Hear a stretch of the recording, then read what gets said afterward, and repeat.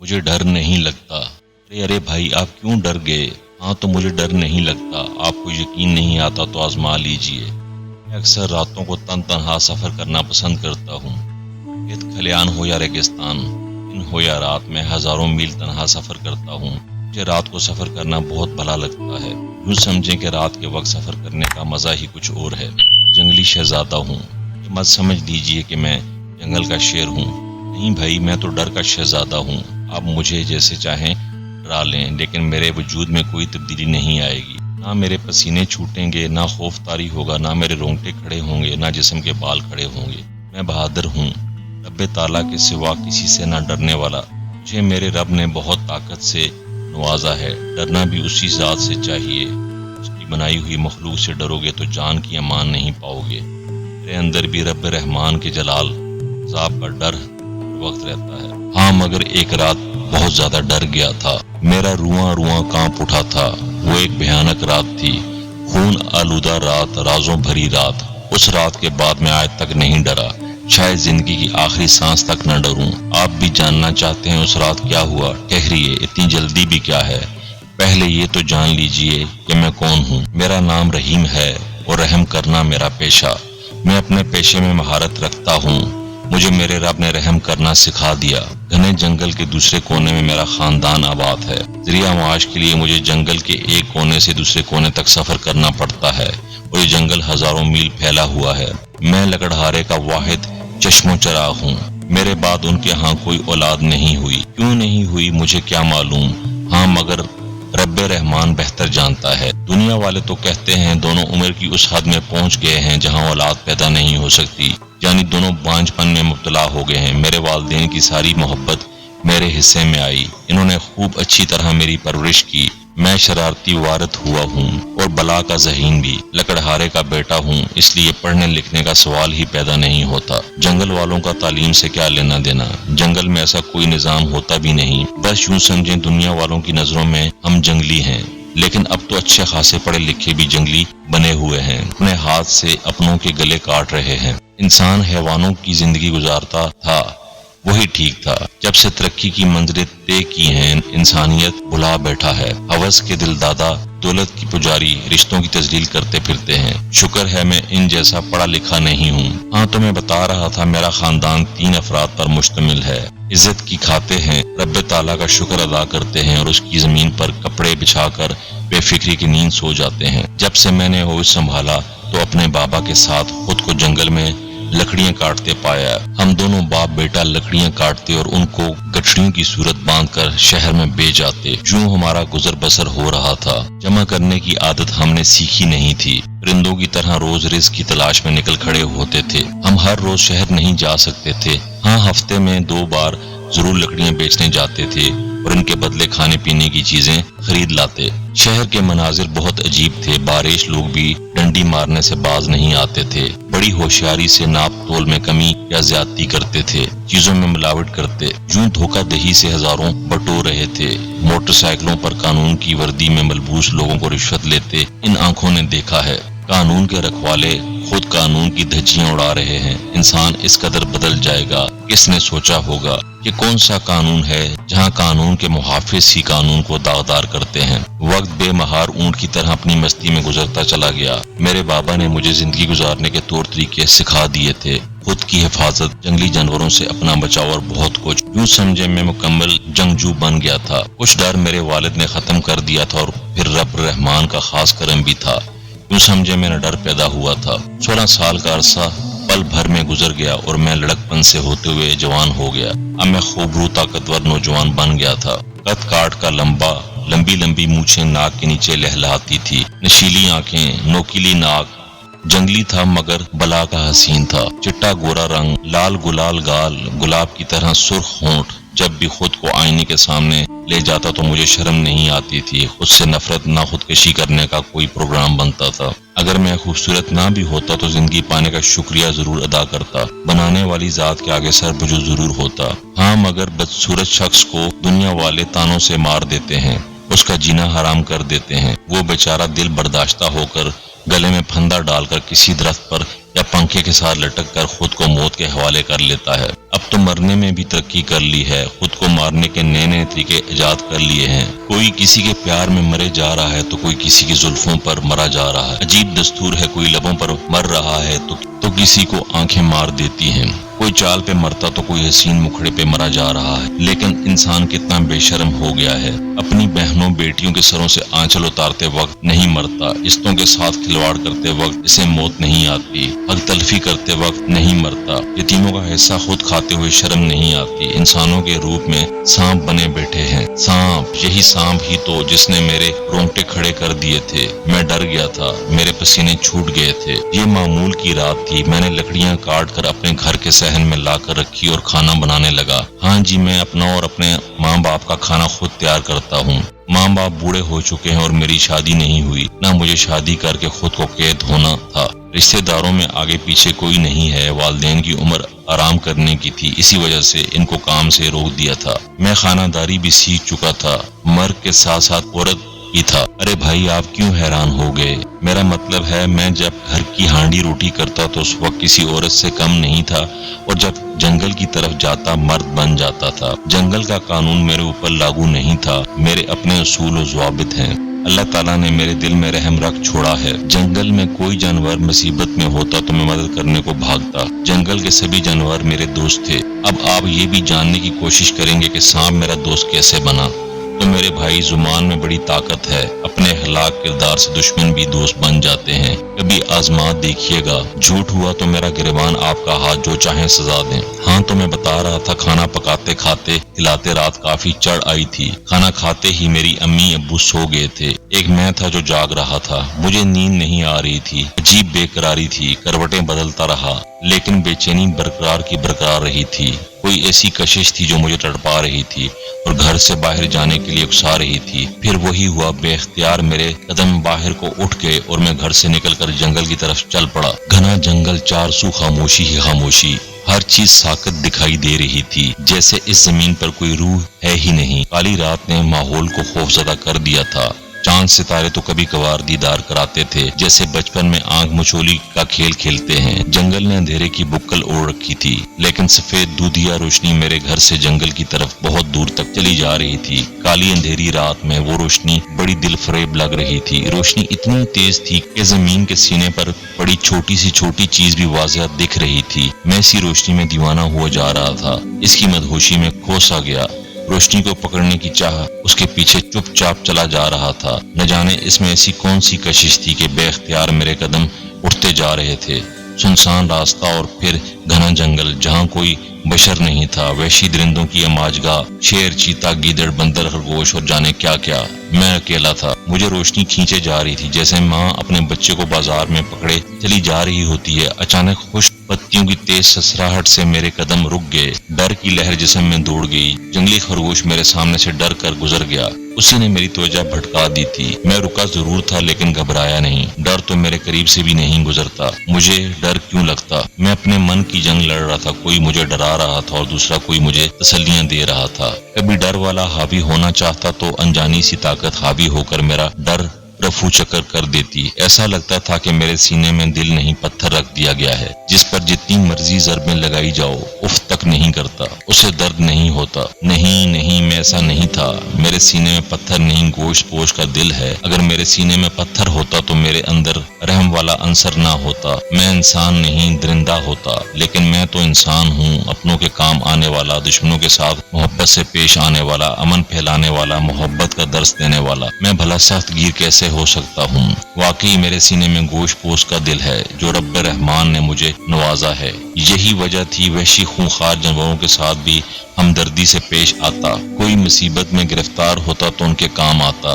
رب تعالیٰ نے مجھے بے مثال اور انمول چیز دل سے نوازا تھا۔ یا اللہ تیرا شکر ہے۔ چلتے چلتے میرے قدم اچانک رک گئے۔ سامنے جو منظر تھا اس نے مجھے حیرت میں مبتلا کر دیا۔ کانٹوں بھری جھاڑیاں تھی اور ان سے تھوڑے فاصلے پر کالا مشکی ناگ پھن پھیلائے ادھر ادھر دیکھ رہا تھا۔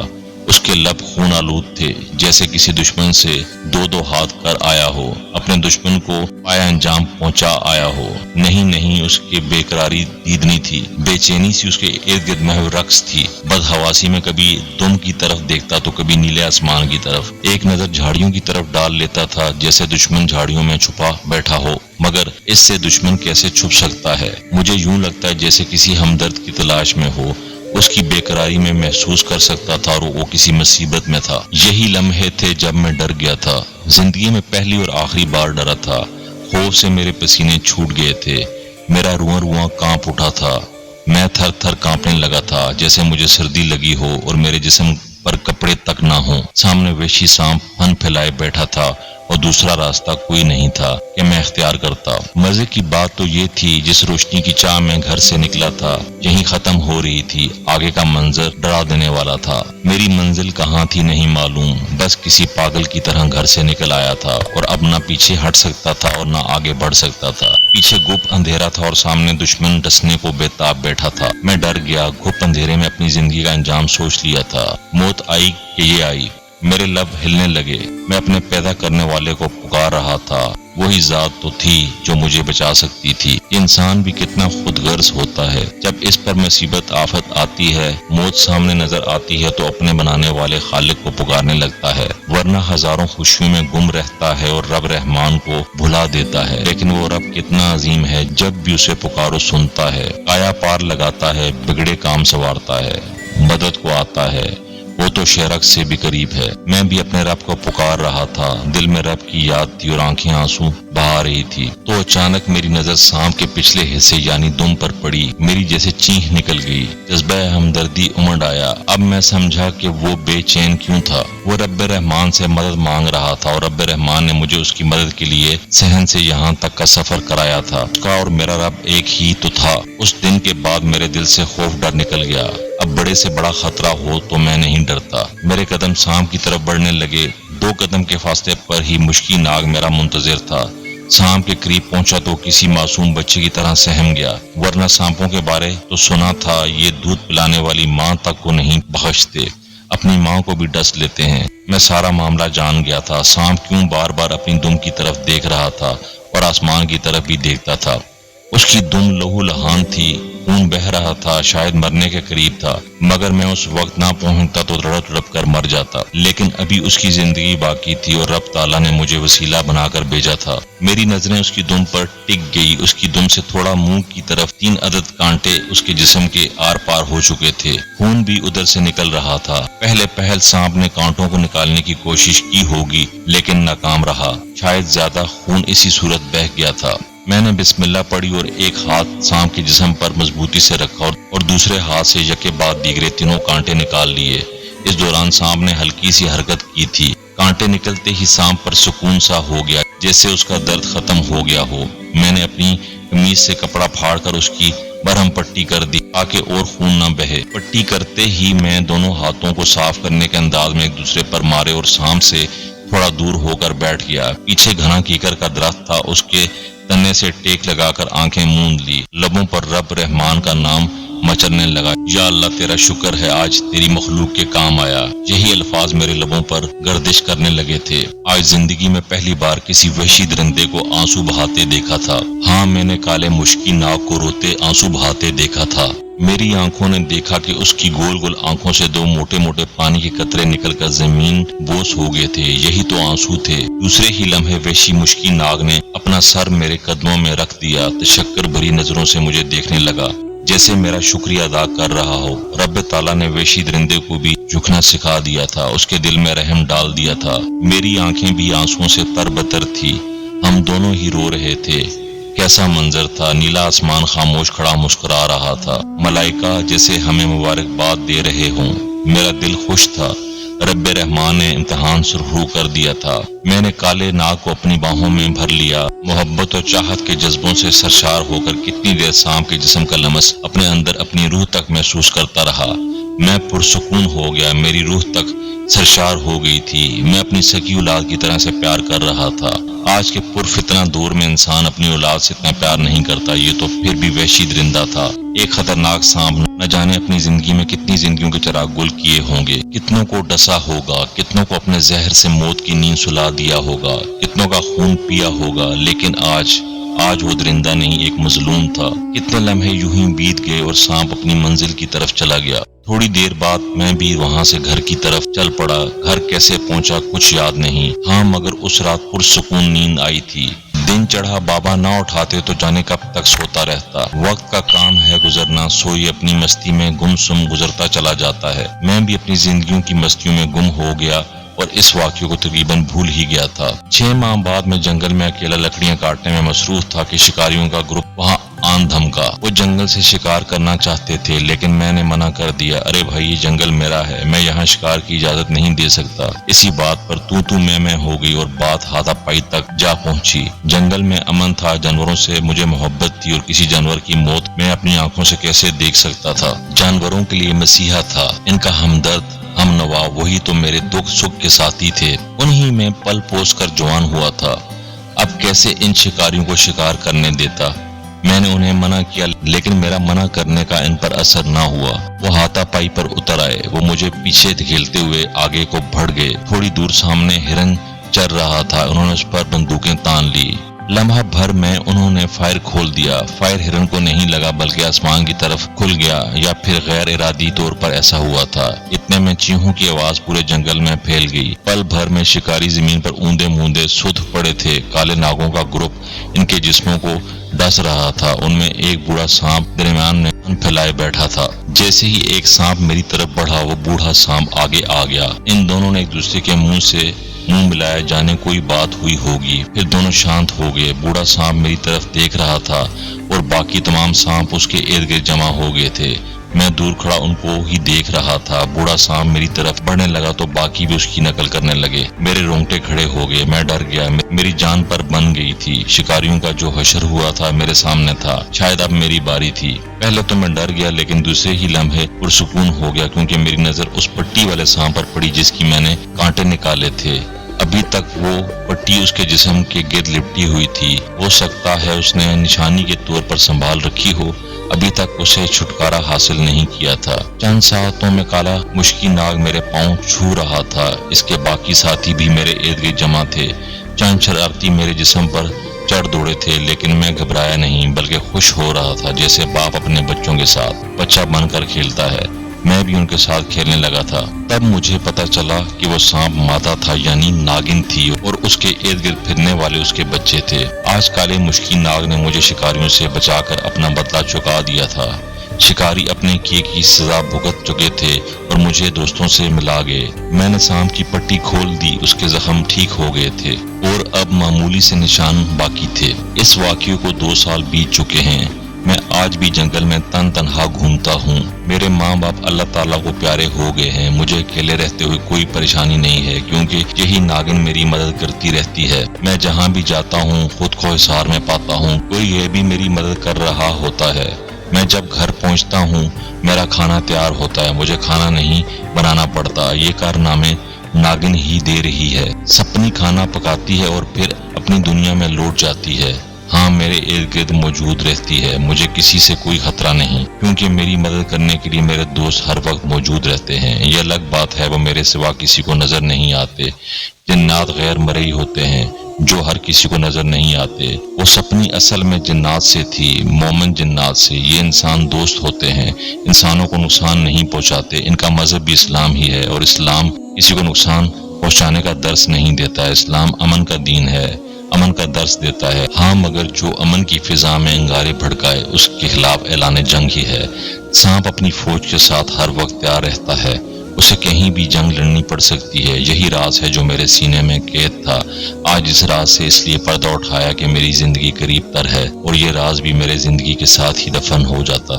جو اللہ تعالیٰ کی مخلوق کے ساتھ رحم اور محبت کرتا ہے، اللہ تعالیٰ اسے 70 ماؤں سے بھی بڑھ کر پیار کرتا ہے۔ بس دیکھنے والی آنکھ، سوچنے کے لیے دماغ اور دل میں یاد الہی کا ہونا ضروری ہے۔ تو دوستو، کیسی لگی آپ کو آج کی ہماری یہ کہانی؟ ایسی اچھی کہانیوں کے لیے ہمارے ساتھ جڑے رہیں۔ میرے YouTube چینل کو سبسکرائب کریں، بیل آئیکن دبائیں، آل نوٹیفیکیشن پر پریس کریں، لائک کریں، شیئر کریں، کمنٹ کریں۔ Thank you so much.